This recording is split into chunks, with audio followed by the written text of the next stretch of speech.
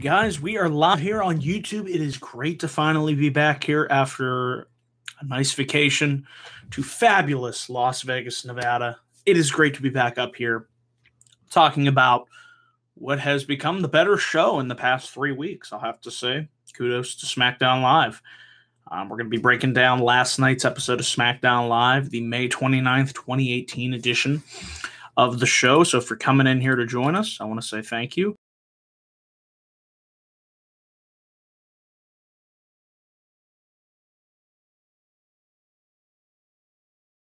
And without further ado, guys, let's get right into SmackDown Live.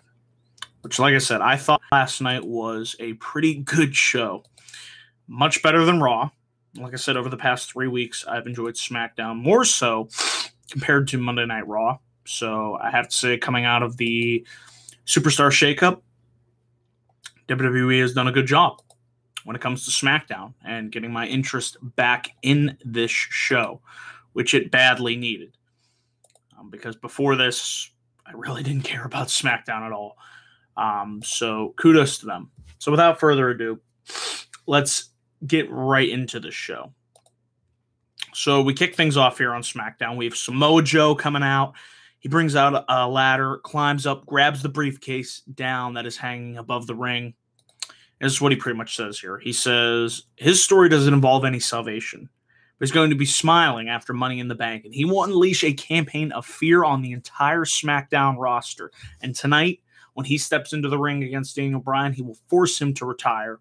And he wants Brie to tell Bryan's daughter that his dad won't be the same man when he comes home. And this brings out Bryan. He says, we're not going to wait till the main event. We're going to fight right here, right now. And, of course, who would come out to ruin this epic confrontation between Samoa Joe and Daniel Bryan but Big Cass? I thought this was beautiful here. It's the way you want to get heat on somebody. You have Big Cass come out, interrupt Bryan Joe, a match that I was really looking forward to seeing. And I'm sure down the line we will get that match. It's only a matter of time. Cass interrupts. He says, I should be the one facing Samoa Joe. That was originally supposed to be the match before Cass got injured. He says the match is still going to happen when he's cleared, and he just so happens to be cleared tonight.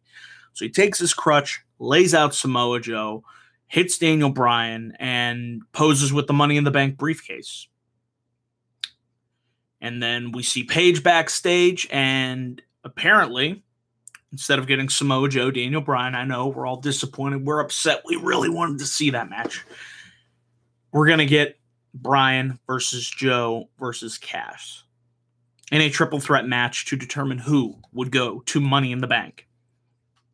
Like I said, I would have loved to have seen Daniel Bryan versus Samoa Joe one-on-one. We will get that match. I think it's smart you save that match for the first time in WWE. We all know they've battled before on the Independents and Ring of Honor, but you save that match for a big-time show like a SummerSlam or WrestleMania. I think it's smart. So we will get it. You just got to be patient.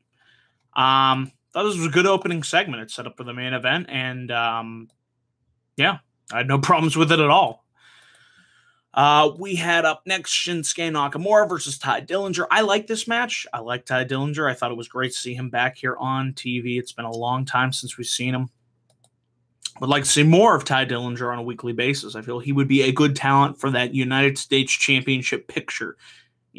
That's the level that I feel he can make, and why not have him in that, title picture?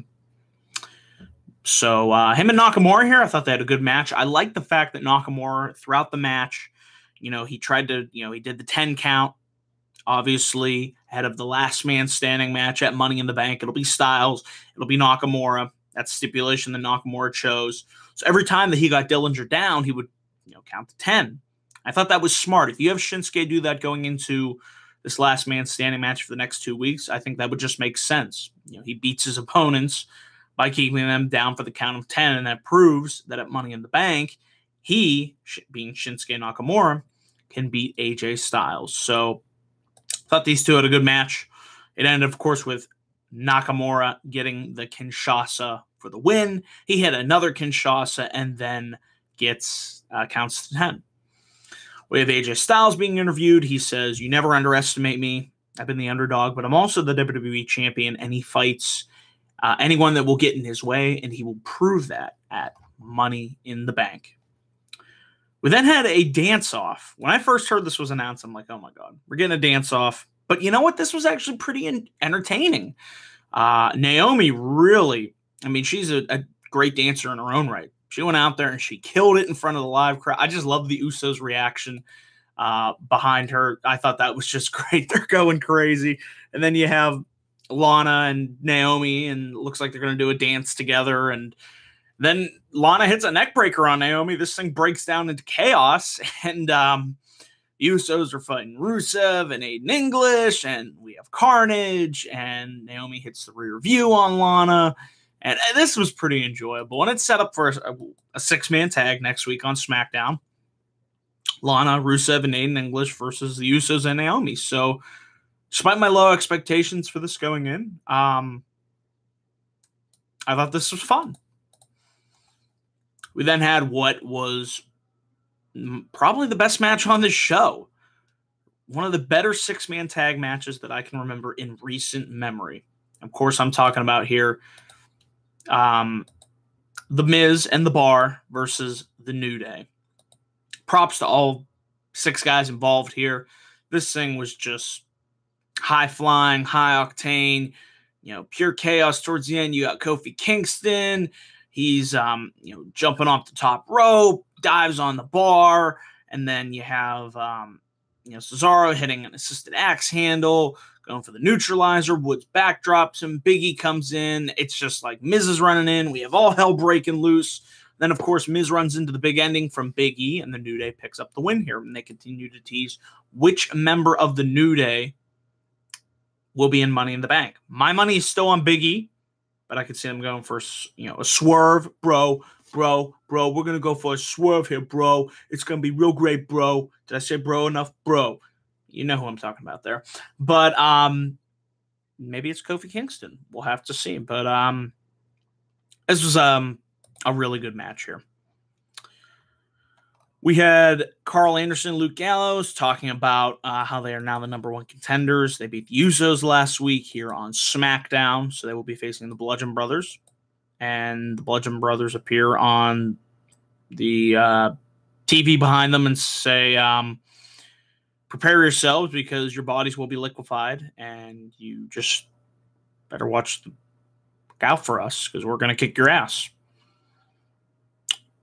Moving on from here, we have Mandy Rose versus Asuka. Good match here. Thought Mandy Rose put up a nice fight here against Asuka. Some nice counters and near falls in this match. Mandy had a leaping knee, get a 2 count. Asuka, of course, Mandy Rose tried to fight out of it. But, of course, once Asuka got the Asuka lock in place, Mandy Rose taps out. Asuka is your winner. Carmella is outside the ring at commentary. She'll be facing Asuka, of course, at Money in the Bank, and holds the title right in Asuka's face, but then gets out of the ring. So we'll see where that goes. Moving on here, next on this show, we had our, let's see here. We had our main event, triple threat match, Big Cass versus Daniel Bryan versus Samoa Joe. And before I get into that, we had Andrade Cien Almas backstage. Was approached by Sin Cara trying to welcome him to the SmackDown Live roster. And Zelina Vega shows up and says, "We don't know who you are. Don't even talk to Andrade. You're not even on Andrade's level. So perhaps we'll see Andrade Cien Almas versus Sin Cara." Cool. Fine by me. And before the main event, we also had Charlotte and Becky backstage talking about who's going to win Money in the Bank this year. This leads to Paige walking in. So we had a team PCB reunion, if you guys remember that. God, like to forget those days of when we had Team PCB, who was a Team Bad, Team Bella. It was just like, everybody's just going to be in a team. We need teams. Yeah. So, and then we have the announcement that Becky versus Charlotte is set for next week. So that is very nice to see. I'm looking forward. Those two always always have some very good matches. And we get into the main event, and solid main event here on a very good episode of SmackDown Live. Like I said, this show just flew by like that. Just went so fast. This was a good match here.